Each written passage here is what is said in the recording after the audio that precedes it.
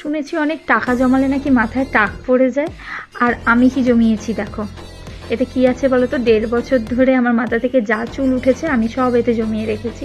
হ্যাঁ, আমি এটাকে বিক্রি করেই টাকা রাখবো। তো যাই হোক, আমার টাকা জমানো হলো না, তার কারণ হচ্ছে ইনস্টাগ্রাম এবং ফেসবুকে এত পরিমাণ এই ভাইরাল হেয়ার সিরামটার ব্যাপারে আমি জানতে পেরেছি যে আমিও নিজে লাস্ট পর্যন্ত এটা নিয়ে ফেলেছি।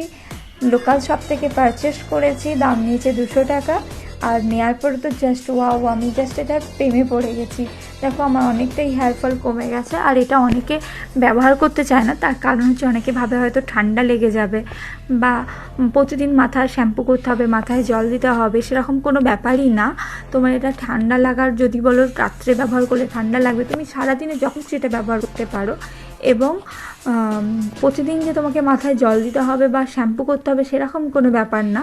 তুমি রেগুলার এটাকে ব্যবহার করো এবং সপ্তাহে যতবার শ্যাম্পু করো সেরকমভাবে করলেই হবে। রাত্রে শুতে যাওয়ার আগে এটাকে আমি স্প্রে করে নিই, তারপর ভালো করে হাত দিয়ে ম্যাসাজ করে এরকম মোটাদার একটা চিরুনি দিয়ে আঁচড়ে নিয়ে কিছুক্ষণের জন্য এভাবেই ছেড়ে দিই, তারপর চুলটাকে বেঁধে ঘুমিয়ে যাই। আর আমি এটাকে 15 দিন ব্যবহার করার পরে আমার হেয়ার ফল অনেকটা কমে গেছে এবং ড্যান্ড্রফের সমস্যা একেবারেই চলে গেছে। তোমরাও কে কে এই সিরামটা ব্যবহার করছো অবশ্যই কমেন্ট করে জানিও।